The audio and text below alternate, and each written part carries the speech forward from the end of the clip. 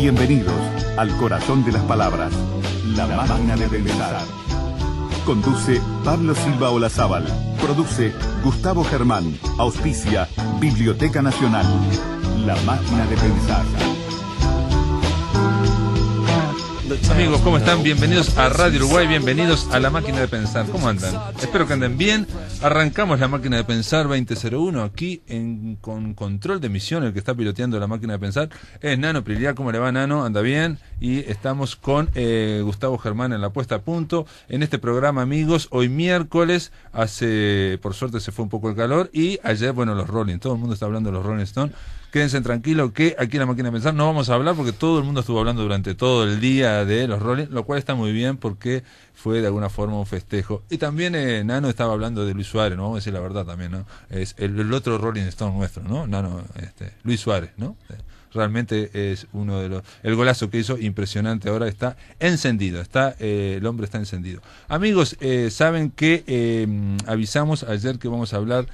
Por un lado, el lunes estuvimos hablando de novela, ayer estuvimos hablando con el periodista de radio, Carlos Martins, el legendario periodista, y hoy vamos a recibir a la traductora, profesora uruguaya, Gabriela Petit. ¿Cómo andás, Gabriela? Muy bien, encantada de estar acá contigo hablando una vez más. Gabriela, es cierto, porque hemos hablado mucho con Gabriela, ella desde hace mucho tiempo está radicada en Brasil, hace tiempo ella me contactaste porque estabas interesada en Mario Lebrero para Exacto. Una tesis o una disertación de maestría. Disertación, claro, como disertación le decimos. De maestría.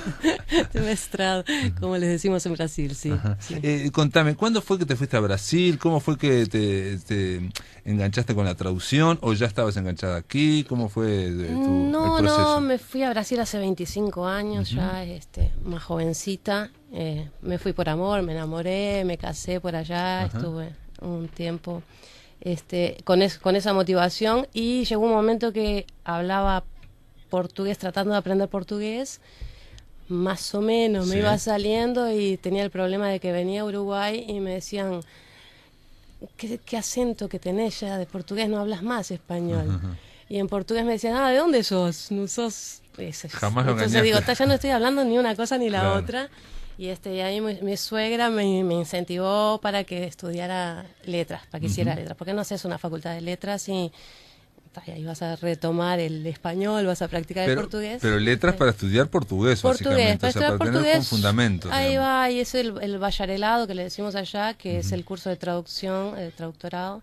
Y empecé a estudiar traducción, pero para estudiar lengua, no pensando en el tema de traducción, exactamente. Claro. Y ahí le fui agarrando el gustito, le fui conociendo las mañas al arte de traducir, y no era de literatura, era más de todo. Más bien de traducción de todo, pero digo, ahora trabajás también como traductora. Sí, ahora trabajo básicamente, di clases muchísimos años, estás allá y empezás a rebuscarte antes de clases de español para brasilero, ¿no? Obviamente. Sí, di todo el tiempo casi clases de español allá, sí. Y cuando hablamos de traductor, de traducciones, ¿vos haces traducciones para el español o viceversa? Hago las dos, ¿no? Pablo, hago para los dos idiomas, pero trabajo para los dos idiomas, trabajo con revisores, tanto de español como de portugués, y imprescindibles, por más que sea tu lengua materna, hay cosas que se pierden. No, porque dicen, digo, no a nivel, digamos, no técnico, o a nivel, digamos, de las necesidades que hay, en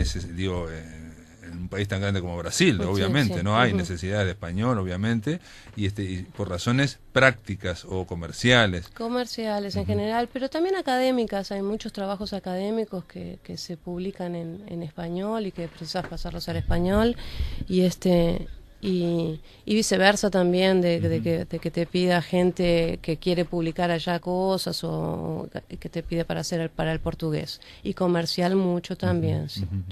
Porque viste que a nivel literario, cuando es una obra literaria, cuando es una poesía, cuando es un cuento, yo he leído que en general se traduce solo hacia la lengua materna, ¿no? O sea, el traductor traduce hacia su lengua materna. No sé si siempre eso es así o no. Hay preferencias, yo pienso que hay preferencias. Sí, yo particularmente poesía, yo siempre digo que me perdonen los traductores, pero yo le cortaría la mano a los traductores que traducen poesía, porque se transforma en otra cosa. Yo estaba hablando con un poeta amigo que digo, estás hacer poesía tú si quieres hacer poesía, pero la verdad que esa traducción, digo, va a quedar otra cosa, va a quedar tu obra poética bueno, con tu... pues así, es muy difícil, muy difícil. Circe Maya, hoy estuve hablando con Circe, si nos está escuchando, la gente de Tacuarembó, no sé que nos está escuchando, pero no sé si nos escucha Circe, le mandamos un saludo, pero Circe, aparte de una gran poeta uruguaya, es traductora del inglés, como tradujo al poeta Robin Fulton, o del griego, como tradujo a Cavafis o a otros más, ¿no? A Ritsos. Y ella siempre lo que dice, de una frase que dijo una vez, es que traducir poesía es como crear un fantasma en el otro idioma, ¿no? Es crear otra, pero ¿no? Sí, pero sí es más o menos, sí. Ahora sí. Es la única posibilidad que tenemos de leer a yo, de leer a un poeta. Hay algunos Cavafis, casos que no hay forma, otra, ¿no? sí. Pero quiero decir, de cualquier forma, me parece que no estás leyendo, no estás leyendo la poesía ni estás leyendo al poeta, estás leyendo otra cosa. Ya con cuentos, ahí ya estamos hablando de otro departamento. Y en ese caso, ahí sí es delicado también, pero no tanto, ¿no? Ahí lo permito. Esas traducciones literarias las permito. Y sí. Viste que una de las cosas que uno se sorprende, digamos, me imagino yo, es que a veces está la idea de que los traductores traducen todo y no, hay novelas y de repente hay párrafos enteros que no traducen. No, y lo peor que he estado viendo traducciones que la persona está tan acostumbrada a hacer este tipo de traducción o académica o comercial, y se mete a traducir una cosa literaria que si no tienes lectura literaria se requiere un conocimiento, poco de sensibilidad con el idioma. Y ahí precisas la sensibilidad poética mismo como para poder, ¿no? Pues si no queda una cosa, pierde totalmente. Ayer estaba leyendo a Clarice Lispector en español y... es muy difícil de traducir a Clarice Lispector. Qué feo que estaba eso, qué feo. Yo digo, ay, qué feo, a mí me gustaba esta mujer como escribía. Y ahí me puse a leer el original. Digo, no, tenían que prohibirlo esto, ¿no? Es muy difícil Clarice Lispector también, ¿no? Ella tiene una forma de escribir muy propia, ¿no? Sí. Y entonces, para pasarlo al español, tendrías que crear una forma propia de lo que ella quiere hacer en Brasil. Sí, le quisieron acompañar muy literalmente lo que decía y quedó muy portuñol. La persona realmente no tenía... eso, me parece que tienes que tener una sensibilidad literaria que está. No es y un feeling con el escritor, sí. Quizás, ¿no? Con la obra esa, ¿no? Sí tenés condiciones de tener, de tener un bagaje de conocimiento del... Si lo conoces a él, entonces ahí puede andar mejor. No digo con la obra, digo que te entusiasme, digo, no es lo mismo que te guste, que te den una obra que a vos te parece que ese escritor, claro, no te mueve nada, ni un pelo, que digamos, ahí debe ser otra cosa también. Me imagino yo, porque hay una cuestión en el traductorado, y esto no te va a gustar, pero en los traductores hay una cuestión de creatividad. Bueno, en Brasil se habló de la transcreación en un momento. Por eso te digo, tenés que tener eso de tener algo de lectura también de la área como para tener estar alimentado con eso, tener elementos para poder después pasarlo. Sí, ¿no? Y bueno, y vos estás estudiando en la Universidad Federal de Río Grande do Sur, allá en Porto Alegre, y para terminar, digamos, esa carrera, para graduarte, tenías esa disertación de maestría. No, esto es después. Después que terminas, después que te gradúas, tenés la posibilidad de posgrado, que entonces hay 2 años de maestría y luego puedes hacer un doctorado que son 4 años. O sea que es lo que la maestría acá, lo que se le llama cuando vos terminás una carrera, si querés hacer maestría, después hacer doctorado, digamos, similar. Sí, son 2 años. 2 años de maestría y ya está. Sí, es un posgrado que hice. Y en este caso elegiste a Lebrero. ¿Por qué eleciste a Lebrero? ¿Cómo fue el contacto? Lebrero quería trabajar con algún autor uruguayo y estuve eligiendo entre varios y ahí mi orientador me sugirió, me dice, Lebrero, ¿qué te parece? Lebrero es una persona que te va a sacar de tu lugar. Bueno, eso te dijo el orientador, pero era brasilero. Él es uruguayo también, Daniel Castiglione, y solo que estás radicado allá hace muchísimos más años todavía y es profesor de la universidad y es doctor también en España se graduó y Y él que me sugirió, me dijo, ¿conoces a Lebrero? No, no lo había escuchado nombrar, la verdad. Y me dijo, bueno, es una persona que te va a sacar conmoción es la palabra que me dijo. ¿Te va a conmocionar? Sí. Y dije, bueno, estoy en mi playa, es lo que me interesa. Y ahí empecé a leer y empecé a decirle a algunos amigos, bueno, mira, mi orientador me dijo, Lebrero, ¿qué te parece? Y me fueron dando ideas, bueno, yo leí en París, yo leí el lugar, yo leí no sé qué. ¿Y en qué años estamos hablando? ¿Hace unos años? ¿Hace 4 o 5 años? 2 años hace atrás poco, de esto, sí.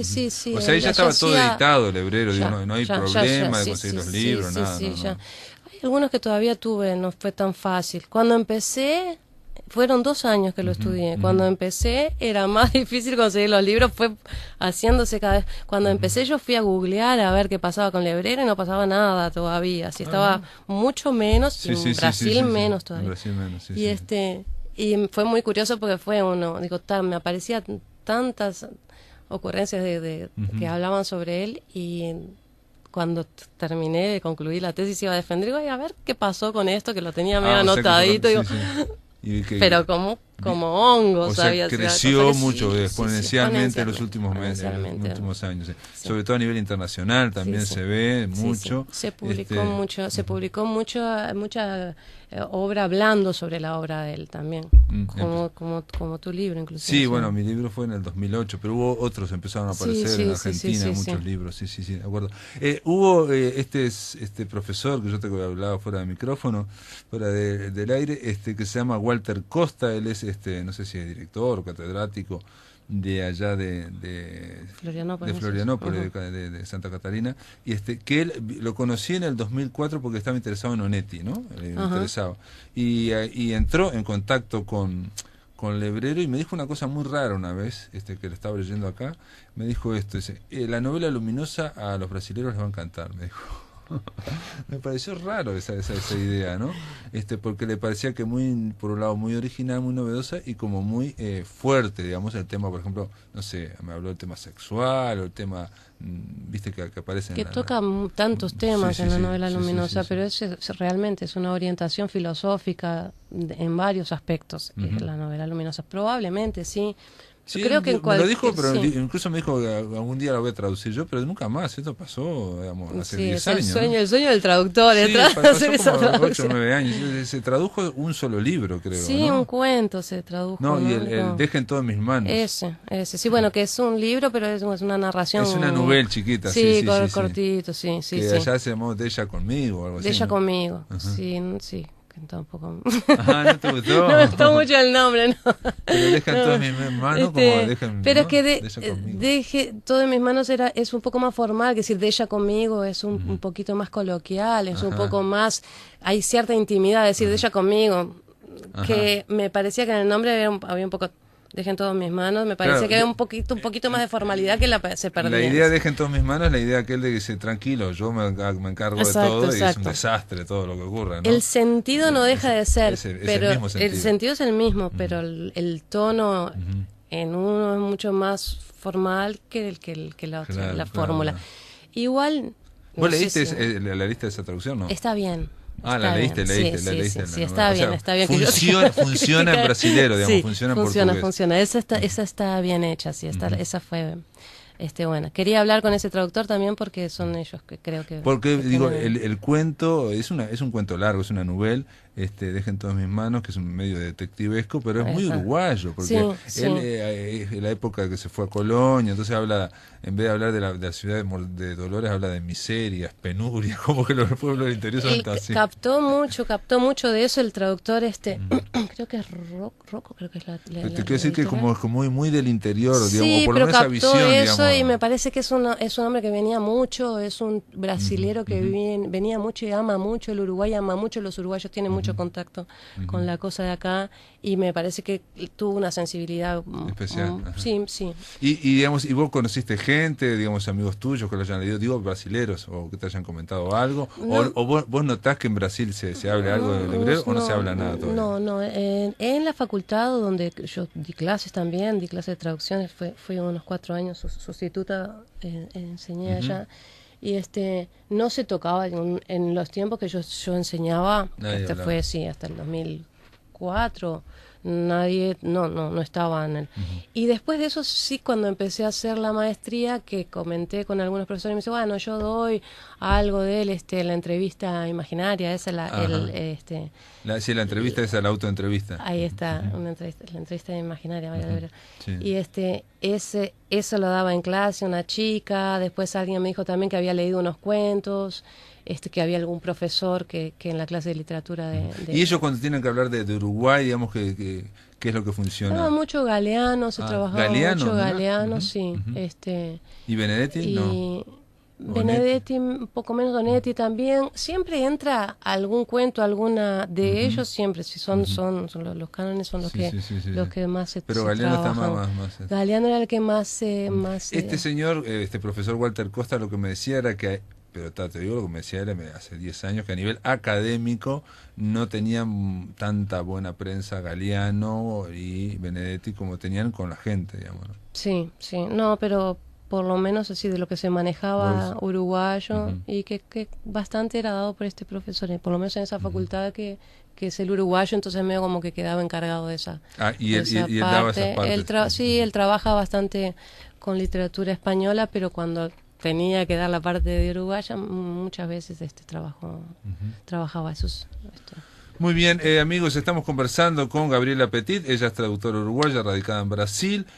Vamos a hablar de la disertación de maestría, centrada en la obra de Mario Lebrero, allá en la Universidad Federal de Río Grande del Sur. Y bueno, vamos a hablar también de literatura, de tus gustos, y bueno, ¿qué estás haciendo acá en Uruguay? Por eso, después de la pausa, amigos, estamos aquí en La Máquina de Pensar, conversando con Gabriela Petit. En el aire de Radio Uruguay, La Máquina de Pensar. Amigos, estamos conversando aquí en La Máquina de Pensar, estamos conversando con Gabriela Petit, ella es traductora uruguaya radicada en Brasil, allá en Porto Alegre. Estamos hablando un poco de los escritores uruguayos que andan en la vuelta, digamos, dentro de lo que es el ambiente académico de Porto Alegre, por lo menos, ¿no? Para hablar, digamos, de los gustos. Y también hay que pensar que interesarte por la literatura de otros países, también tienes que ser como un lector un poco, ¿no? Un poco entrenado ya, ¿no? O que te interese, digamos. También, ¿no? sí, ¿no? también. Nosotros acá no sabemos nada de Brasil, por ejemplo. Sabemos muy poco de Brasil, ¿no? Sí.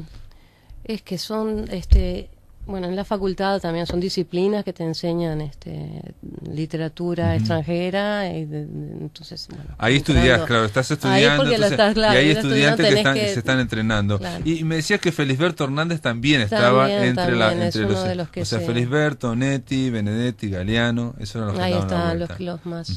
Lebrero todavía no, tú no. Poco. Estaba Horacio Quiroga ahora recientemente. Horacio Quiroga también, sí, de más antiguos, de la otra generación, sí, también aparecen los cuentos.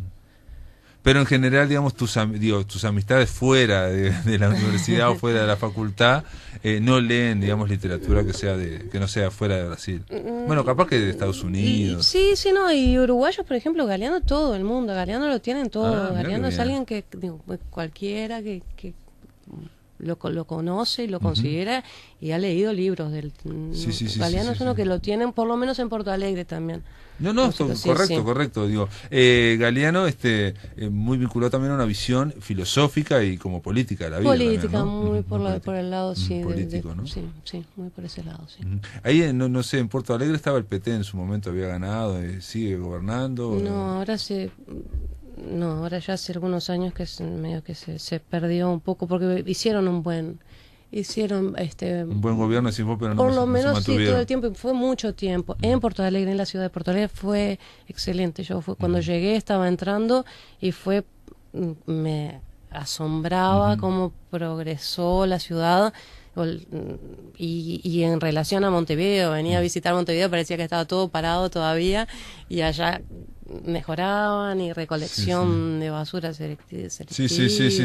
Una vez escuché al director que iba a ser director de cultura, porque todavía no era en ese momento, decía que habría que pensar Montevideo, ¿no? Una especie de triángulo: Porto Alegre, Montevideo, Rosario, ¿no? Por las identidades y, digamos, y para ver cómo evolucionaban y para ver cuándo íbamos nosotros desarrollándonos y cuándo no nos desarrollábamos tanto, ¿no? O Sí, sea, esa parte cultural. esa idea desde el punto de vista cultural, digamos, y él veía que en Porto Alegre había habido un avance, Bueno, ahora culturalmente es una cosa que a mí me llamó mucho la atención. Eso, en Porto Alegre decía, bueno, de repente con el mismo poco dinero que uno gana, uno puede ir al cine, puede ir al teatro, hay espectáculos públicos, gratuitos, en las plazas, en los parques, y era una cosa que decía, bueno, estoy yendo a Florencia, ¿viste? Sí, ¿No? sí, Cuando sí, te sí, pensabas sí, que... sí, sí. Y eso se fue aplacando cada vez Ah, más, ¿sí? se fue achicando un poco en relación a lo que era cuando Sí, llegué. sí. Y en compensación ahora vuelvo este periodo que estoy pasando, me permití pasar unos meses acá en Montevideo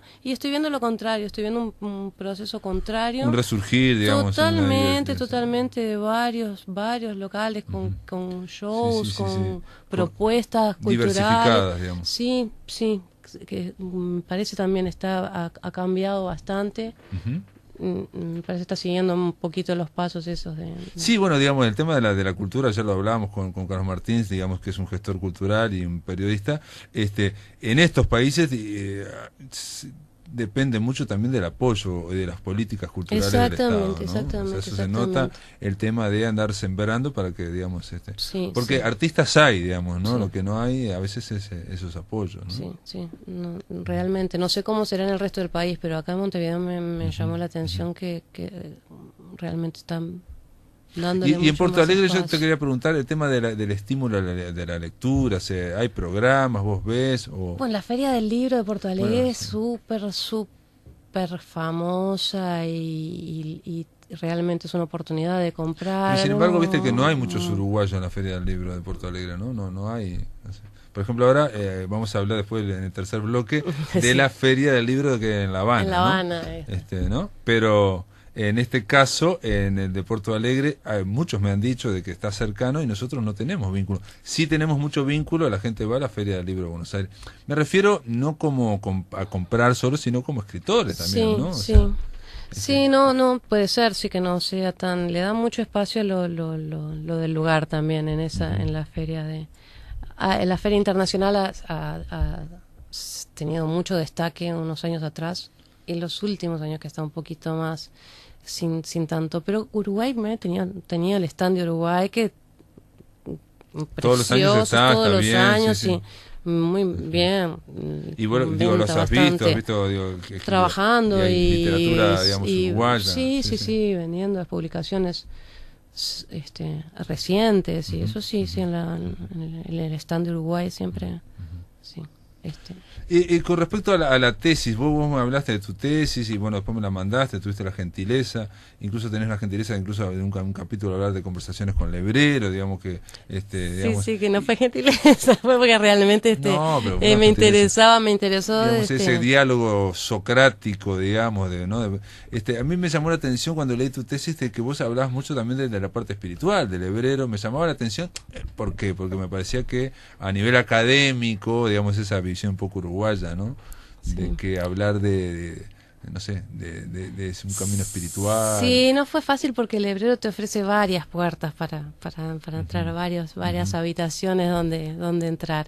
Entonces esa fue una que fue interesante. Me interesó mucho la parte de los fenómenos psigama que él llamaba extrasensoriales y cómo lo visualizaba él, que también no sé, trabajaba mucho y medio como que también académicamente también es para un poco... trabajo académico hablar de un poco de parapsicología parece como, ¿no? Sí, entonces bueno, pero medio como que traté de entrar en esos temas partiendo de la base de que Lebrero, cómo criticaba a Lebrero la crítica literaria, la postura que él tenía con ese tipo de... Sí, con esa postura, digamos, frente a esa postura muy racionalista e hiperintelectualizada, digamos, él reclamaba más bien, digamos, la sensibilidad y la imaginación, ¿no? Digamos. Y de analizar y destrinchar, como decimos en portugués,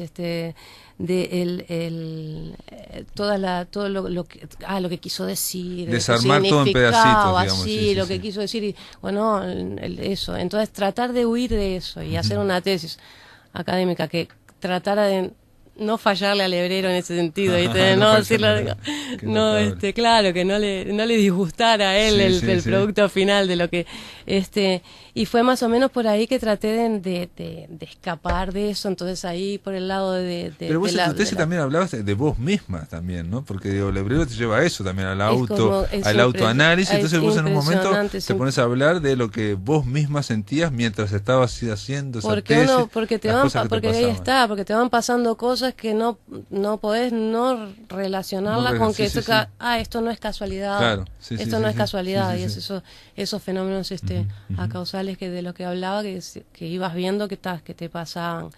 Y me pasó una cosa curiosa con el tema de los fractales de él, que él decía que Rama le había hecho alguien lo entrevistó y le preguntó, te leyó con mucha agudeza Rama y habló sobre vos de tal forma. Dice, sí, pero se equivocó. Él no consiguió tener una visión fractal de mi obra. Dice, esto es fractal, ¿qué querrá? ¿Por dónde irá esto?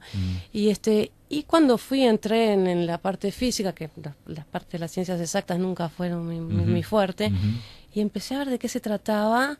Digo, no sé, ¿de qué me está hablando? Es algo complicado, sí, los fractales. No entiendo nada. Y eso me volvía a la cabeza, y volvía esa información, y volvían momentos en los que él hablaba de algo de literatura fractal. Ahí me puse física cuántica, digo, pero no me puedo aventurar en esto. Jesús Montoya hizo un trabajo, digamos, ¿no? Jesús Montoya hizo una biografía y trató también de abordar el tema fractal en el hebrero, que, digamos, si lo tengo que explicar yo, que no lo entiendo mucho, era la idea de los fractales. Es como que en la naturaleza, ¿no? En la física se producen, estructuras en la nieve, por ejemplo, que son todas diferentes las estructuras. Claro. O la idea de que en lo infinitamente pequeño pueden repetirse patrones y habían algunas que se hacen a lo grande. Había algunas características puntuales.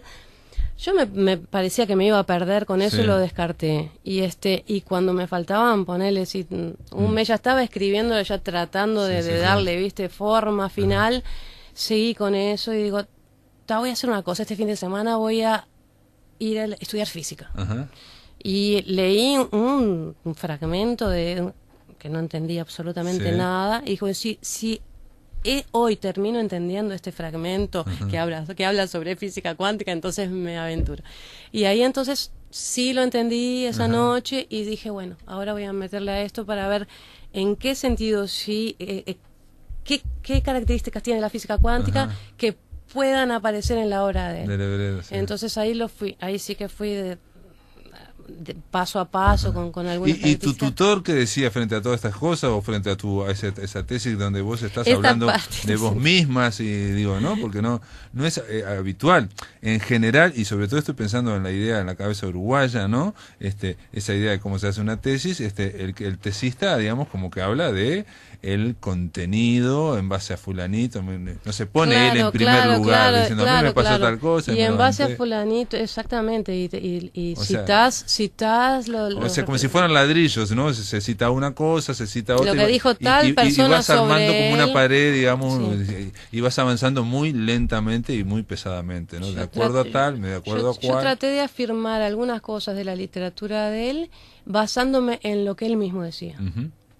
Tanto que ofreció muchas entrevistas en las que podía basarte. Aparte tenía una cabeza muy importante en cuanto a una parte muy racional de sí mismo, digamos, en cuanto a analizarse a sí mismo, ¿no? Exacto, y bueno, con la base de lo que él, de todos los análisis que él hacía mismo, de su obra, o del mundo, en eso que digo, en realidad prácticamente hablo del hebrero citado por él mismo. Claro. Jesús Montoya es genial el trabajo que hizo. Sí, en general el hebrero va dando todas pistas, va autoanalizándose. Y él te deja muchas veces, Jesús Montoya te deja muchas pistas también para seguir estudiándolo. Él dice, por ejemplo, que había mucho de poesía que no está catalogado, y que eso era como que era una base. Trabajos poéticos del propio hebrero. Del hebrero que están en la Biblioteca Nacional, creo que están hablando, y no están catalogados, que podría hacerse un relevamiento de sueños. Dice que hay muchos escritos de él relatando sus sueños. Sí, él tenía, digamos, escritos, digamos, en libretas, un montón de libretas, sueños, y después los pasaba a máquina. Yo tuve la posibilidad una vez de leer una carpeta que me mostró Alicia Hoppe, pero también te digo, lo que yo leí, los 2 o 3 sueños que leí, no tenían la fuerza, ahí te das cuenta el trabajo después literario que él hacía para escribir, digamos, ¿no? O sea, la intensidad que lograba con la prosa, no es que saliera directamente en el sueño, ¿no? Sí. O sea, ahí hay un trabajo de escritura y después de edición, que él nunca hablaba de la corrección sobre sí mismo, ¿no? A lo largo de muchos años, ¿no? Seguramente. Digo yo, porque leyendo los sueños que yo leí, eran sueños. Sí, tuviste acceso a eso. No, pero no leí muy poquitos. Sé que hay un gran archivo en todo eso, ¿no? Y todo hay que sacar me imagino cosas, que debe haber mucho material todavía que se en la Facultad de Humanidades, ¿no? Está el archivo a cargo del Pablo Roca, está toda la computadora de él, y uno va sacando no llegué a hacer papeles y todas las cuestiones de los emails y todo que hay, y se van encontrando con muchas sorpresas, ¿no?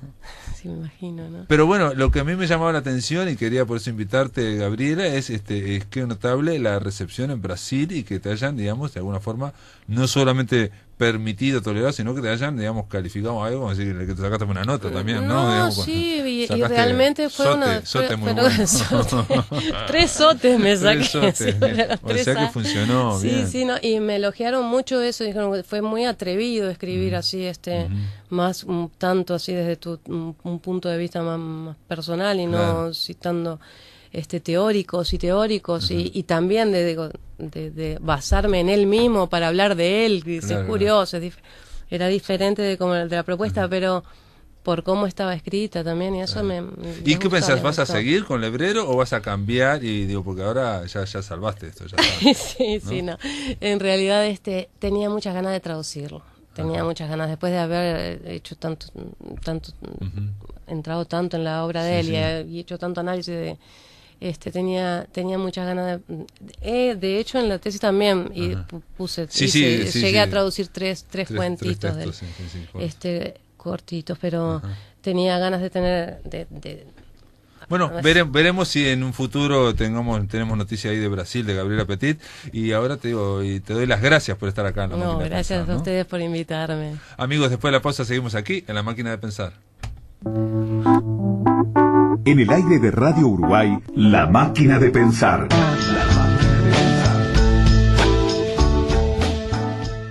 Amigos, ahora en el tercer bloque de La Máquina de Pensar vamos a llamar a La Habana. Allá está el colega, el escritor Luis Marcelo Pérez. Él viajó a La Habana, vamos a conversar con él en torno obviamente a la poesía y en torno a la literatura, porque ustedes ya lo saben, esta feria de La Habana del libro, el invitado de honor es Uruguay, y se hizo un homenaje a Eduardo Galeano, precisamente, que estuvimos hablando en el bloque anterior, y se presentaron muchos libros, hubo una comitiva oficial donde hubo escritores que viajaron, y también viajaron escritores uruguayos fuera de la comitiva, eso lo sé porque hay poetas, así que, y también se homenajeó al escritor uruguayo que reside allá en Cuba, que es Daniel Chavarría. Luis Marcelo, ¿estás ahí? Estoy aquí, siendo las 18:43 de esta tarde, estamos compartiendo la comunicación con la necesidad del reencuentro. ¿Cómo está todo por allí? Todo bien, Luis Marcelo, acá somos las 20:43, o sea, 2 horas más tarde. Exacto, 2 horitas. Vos hablabas muy bien porque hemos tenido y estamos teniendo, porque esto se va a llevar hasta el próximo domingo, esta 25ª edición de la Feria Internacional del Libro de La Habana. Vale decir, y esto es un dato me parece más que anecdótico, referencial, importante, es que durante el mes de febrero se hace en La Habana, lo tendremos hasta el domingo 21, y a partir de ese día, durante todo el mes de marzo y el mes de abril por completo, va a estar girando la Feria del Libro por toda la isla. Ninguna provincia se queda sin la cercanía del libro. Un dato importante, relevante, que yo creo que hasta la propia Cámara del Libro tendría que tomar algún ejemplo de esto, ¿no? Bueno, eso sería espectacular para Uruguay, pero impensable. Yo por lo menos lo veo impensable desde el punto de vista de Uruguay. Que la Feria del Libro tal cual se hace en la Intendencia circular, así como estás planteando vos, en las capitales de los departamentos del Uruguay, que sería notable, en vez de hacer una cada vez, la veo muy difícil. Una pregunta, Luis Marcelo. Entonces, dato importante, sí. Dato importante, discúlpame que te corte, Dale. ya que estamos hablando de la Feria Internacional del Libro de Montevideo, me acabo de enterar, en horas de la tarde estuve hablando con el presidente de la Cámara y parece ser que a partir de este próximo año, 2016, sí, vamos a tener invitados de honor, países invitados de honor, y que el primero sería el Perú. Ah, mira qué interesante. Así que eso ya es un avance, y es una primicia que le estamos entregando a la máquina de pensar, a la Difusión Nacional del Sobre, Radio Nacional Uruguay, sobre esta temática, ¿no? Está muy bien esto que me decís, es una muy buena noticia porque de alguna forma también algo que siempre planteamos, y planteamos a toda la gente del libro, yo sé que vos también estás en esa sintonía, de la necesidad de que la Feria Internacional del Libro de Uruguay, de Montevideo, sea precisamente internacional, ¿no? O sea, que vengan invitados internacionales, y en este caso que gire no solamente en torno a la producción nacional, sino que también haya presentación de países, siguiendo un poco me imagino yo que estarán tomando conocimiento de esta experiencia cubana, ¿no?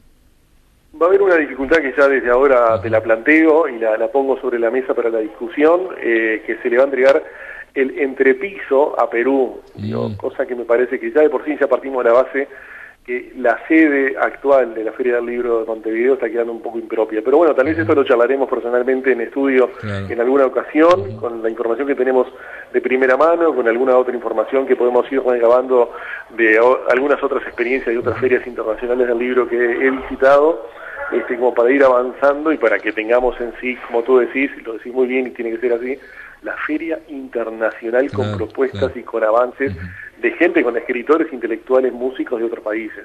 En este caso estoy pensando que en este 2016, esto no lo sabía, ahora que con esta noticia que me acabas de dar vos, va a haber 2 eventos grandes peruanos en torno a Perú en Montevideo, porque en abril va a ocurrir el Congreso César Vallejo, donde precisamente van a venir muchos eruditos de todas partes del mundo en torno a este gran poeta peruano, pero obviamente también van a venir muchos especialistas peruanos. Este congreso que va a ocurrir en el Centro Cultural de España, este encuentro, está precisamente auspiciado y apoyado y llevado adelante por el MEC, ¿no? Esto no es un dato menor. Pero vayamos a la Feria del Libro en La Habana. Vos, Luis Marcelo, vos ya habías estado, no es tu primera vez en la feria, ¿no? ¿O sí? Estuve en el 2014 cuando tuve la posibilidad de que Cauce y la UNIAC, la Unión Nacional de Escritores y Artistas Plásticos de Cuba, me publicaron Estado Natural, y esa fue mi primera presencia en esta feria que a su vez también tengo la posibilidad de estar presente gracias a la invitación que me circuló la propia UNIAC, la Unión Nacional de Escritores y Artistas Plásticos, frente a los antecedentes que ya tenían de mi obra del 2014, Cuba Literaria, que es una revista digital, que está constantemente, dando difusión a todo, como su nombre lo dice, a toda la temática literaria, y también del Instituto Cubano del Libro, que tuve la invitación de las 3 instituciones para participar en este evento, que después se sumaron, por supuesto, con el apoyo de el Ministerio de Educación y Cultura y de la propia radio, que han hecho posible mi presencia, mi participación en este evento. Pero quería decirte que la muestra como tal está presentando 31 títulos de autores uruguayos. Decirte, me parece un dato también para tenerlo en cuenta, la Feria Internacional del Libro de La Habana se inicia en el año 1982. La primera propuesta que se hace en la década del 80, entonces es como un ciclo bianual, y pasa luego en el año 2000 a tener una edición año tras año. En el 2016, los datos, las cifras de esta feria, de esta 25ª edición, te digo, a grandes líneas, hay más de 325 escritores y artistas, hay 380 editoriales y distribuidores, son 70 editoriales cubanas las que se están haciendo presentes aquí, hay 912 novedades editoriales, hay más atención a esta cifra, Sí. Y por supuesto la siguiente, pero hay más de 800 actividades agendadas. Sorprendente. Otro dato, no puedo, si vos ahora en este instante me pedís información, ¿qué va a pasar mañana? No te lo puedo brindar. Imposible resumir porque hay mucha. Además de ser mucha, Sí. no lo tenemos en nuestras manos, no hay nada publicado porque se publica todo en el mismo día. Cada día nosotros acá hay un tabloide con 8 páginas que se llama El Cañonazo, que es simbólico por el lugar donde estamos, por esta fortaleza, donde justamente hay algo muy simbólico que a las 9 de la noche se tiran los cañonazos. Mirá, como en Santiago de Chile, como en Santiago de Chile lo tiran en Santiago, al mediodía tiran un cañonazo, allá tiran a las 9 de la noche, mirá vos. Es es una costumbre colonial que viene de la colonia. Sí, es una costumbre colonial, aparte se hace todo el muestreo militar y toda la historia simbólica de la colonia. Dato importante que te quería mencionar, y bueno, le pido a los oyentes que se tomen, que se prendan bien de su butaca, hay más de 4 millones de ejemplares a la venta. Sí, hay más de 4 millones de libros a la venta en esta feria, que el domingo 14 de febrero, Día de los Enamorados de San Valentín, se ve que familiarmente decidieron venir toda La Habana para la Feria del Libro, cortaron el tránsito. Al finalizar la feria iba un enjambre humano cruzando. Uno, para venir a la Feria del Libro, tiene que venir a este pedazo de la bahía por un subterráneo donde circulan coches y ómnibus. Ese lugar estaba limitado para la circulación vehicular y eran un enjambre humano de cientos y cientos y cientos y miles de personas cruzando, jóvenes y adultos, por ese lugar. Algo que hasta aquí ha parecido que nunca antes, en esa 25 Mirá, o sea que está muy bien porque anteriores. Habla del éxito y de alguna forma también para Uruguay, digamos, habla de la exposición, ¿no? O sea, se expone la literatura uruguaya, de alguna forma, está bueno que haya ese éxito tan grande de público, ¿no? Los libros son mucho más baratos en Cuba también, eso es algo que siempre se dice, ¿no? Los libros son baratos, los libros que justamente se trajeron para aquí de Uruguay no vuelven a Montevideo, no llegan a Uruguay. La precio de venta público tiene un promedio de unos $2, $3, como máximo. Uno puede encontrar un libro de Marcia Collazo, por ejemplo, el del Cimarrón, a $3-4, pero no va más de eso. Así que ese es el promedio, hay de un cook, un promedio de €1 a 3. Esa más o menos es el parámetro, ¿no? Luis Marcelo, digo, obviamente estás hablando con cubanos, obviamente vos has ido a La Habana y obviamente también te conocen como escritor, fuiste con tu obra ahora del 2014, pero ¿qué ocurre si yo te hiciera ahora esta pregunta así a bocajarro? ¿Qué escritores conocen los cubanos, digamos, promedio, no los escritores cubanos, no los editores cubanos?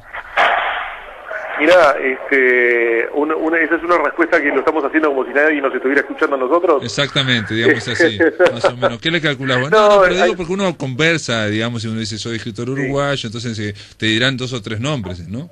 Siempre. Mira, el que sobresale, por supuesto, es Eduardo Galeano, claro. El que sobresale, por supuesto, es Mario Benedetti, que, como tú decías, han sido los homenajeados en esta edición, y todos reconocen la estrecha relación que ambas figuras tuvieron con La Habana. Claro. Mario, sí. Y Daniel Biglietti está, ¿no? Con Daniel Biglietti compartimos mesa hoy en la mañana, a las 10 de la mañana, a las 12 del mediodía de Montevideo. Estuvimos compartiendo una mesa donde estuvimos hablando justamente de Mario Benedetti, él pasando una entrevista y reflexionando sobre una vieja entrevista que le hizo Mario, y por mi parte contándole el anecdotario de mis vivencias con Luz, con Mario, con Clarina, con su prima y con otros primos más en España, y anécdotas desde que me publicó y me escribió el prólogo de un libro, pasando por otras referencias a través de todos estos años. Por cierto, estuve muy cercano a a Mario. Bueno, todas esas reflexiones con Biglietti estuvimos entonces compartiéndolo, que mañana en horas de la tarde, y eso sí lo sabemos porque el propio Daniel nos ha transmitido, en el tercer piso de la Casa de las Américas, allá en el Vedado, le va a dar un concierto homenaje. Ah, mirá.